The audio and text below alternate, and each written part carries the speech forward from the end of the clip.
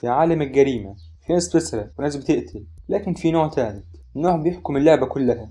شخصية مش مجرم عادي، ده فنان في عالم الجريمة، مجرم محترف بيتحكم في كل الناس حسب مصلحته. مجرمين بيظهروا مجرمين بيختفوا، لكن في اسم واحد مش بيختفي: دون.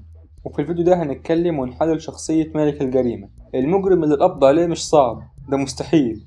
مبدئيا كده انا هتكلم عن شخصية دون اللي مثلها شاروخان في 2006 و2011.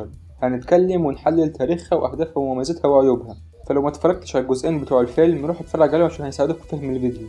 ولو عجبتكم الفكرة اكتبولي في الكومنتات عشان نعملها تاني. جاهزين؟ يلا بينا.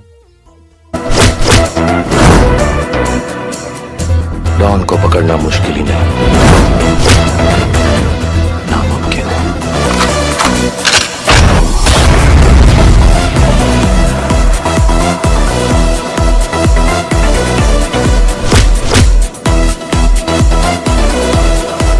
डॉन के दुश्मन की सबसे बड़ी गलती ये है कि वो डॉन का दुश्मन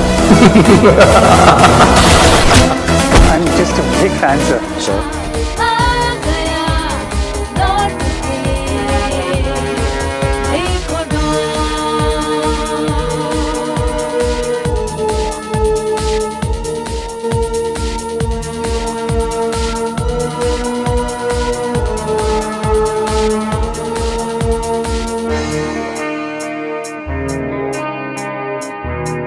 أول وأخطر حاجة في دون إن مفيش حد يعرف بدايته، لا ماضي واضح ولا قصة صعود تقليدية.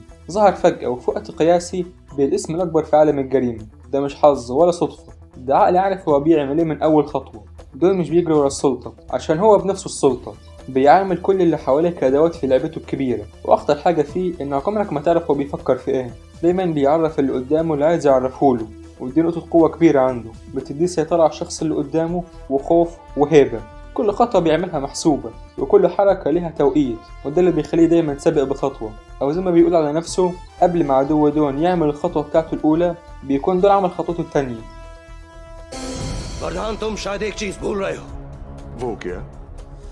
इससे पहले कि डॉन का दुश्मन अपनी पहली चाल चले, डॉन अपनी अगली चाल चल चुका होता है। مفهوم السلطة عند دون مش إنك تؤمر، السلطة إن الناس تنفذ اللي أنت عايزه، وهي فكرة إن هي حرة، زي ما حصل في الجزء الثاني لما دون راح لفردان في السجن وأقنعه إنه يسرق البنك المركزي الألماني معاه، وفي المقابل هياخد نصيبه. لكن في الآخر نكتشف إن دي خطة دون من البداية، إن فردان يساعده في سرقة البنك، وفي الآخر دون خد الفلوس وفردان رجع السجن تاني. دون مش مجرد مجرم شاطر، ده عنكبوت لشبكة إجرامية مترابطة ومفيهاش فيها ولا ثغرة. عمليات تهريب ماشي، صفقات دولية وماله، علاقات مع أخطر الناس ما يضرش، وكل ده تحت سيطرته. ومش بس كده، دون فاهم ان القوة مش في العدد، القوة في التحكم. عشان كده كل شخص في شبكته ليه دور، ومحدش يعرف الصورة الكاملة غيره هو. اسلوبه قائم على 3 اساليب. اول اسلوب التخطيط، كل عملية عبارة عن سلسلة من الخطوات، ولو خطوة فشلت في بديل ليها جاهز. زي ما حصل في الجزء الاول لما حاول يهرب من الشرطة واتقبض عليه ودخل في غيبوبة، ساعتها الشرطة جابت واحد شبهه اسمه فيجاي عشان توقع بيها العصابة، لكن دون بدل مكانه مع فيجاي وعرف يهرب. تاني اسلوب هو الخداع، دون محترف جدا في الكذب والتمثيل، بس مش عشان يهرب، عشان يسيطر.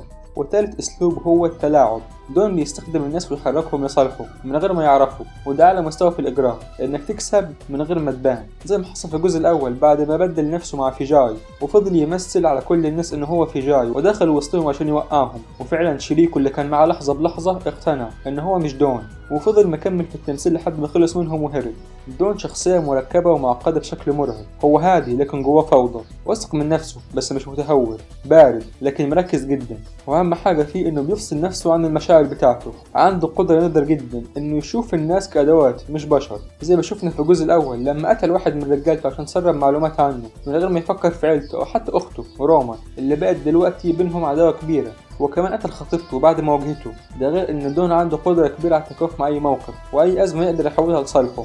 اقنع روما والبوليس بمساعدته ليهم في انقاذ البنك والرهائن اللي فيه، مقابل انهم يشيلوا كل التهم اللي عليه، ويتقال في الصحافة انه ساعد الحكومة، وفعلا ده حصل. ودون ياخد الحصانة بس بطريقة ذكية جدا ياخد الفلوس، وبكده خلص من الشرطة وكون بقي معاه الفلوس. لكن حتى دون لو بيوهم الناس انه قد ايه عبقري وقد ايه لا يقهر، فهو عنده نقط ضعف قوية جدا. اول نقطة ضعف عنده هي الثقة الزايدة اللي ممكن توصل للغرور. لما تبقى دايما سابق ودايما بتكسب ممكن تفتكر انك مستحيل تتغلب، وده حصل في الجزء الاول لما دون حاول يهرب من الشرطة واتقبض عليه. تاني نقطة ضعف عنده هي العزلة.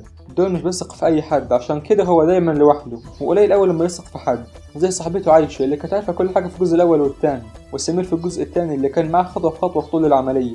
وتالت نقطة هي اعتماده الكامل على السيطرة، فلو السيطرة دي اتكسرت أو في حد ما خافش منه ممكن العملية كلها تفشل. نهاية الفيديو أحب أقول إن دون مش مجرد شخصية في فيلم، ده رمز لأخطر نوع من المجرمين، العقل اللي بيكسب قبل اللعبة ما تبدأ وفي عالم تاني لوحده. السؤال عنده مش مين الأقوى، بس مين الأذكى، لأن في النهاية اللي بيفكر أكتر هو اللي بيكسب. وهو تنسوا حاجة مهمة، डॉन को पकड़ना मुश्किल ही नहीं, नामुमकिन है. ودي تكون نهاية الفيديو. فلو عجبكم الفيديو متنسوش تعملوا لايك وتشتركوا في القناة وتكتبوا لي عايزين مراجعات تانية زي دي ولا لأ.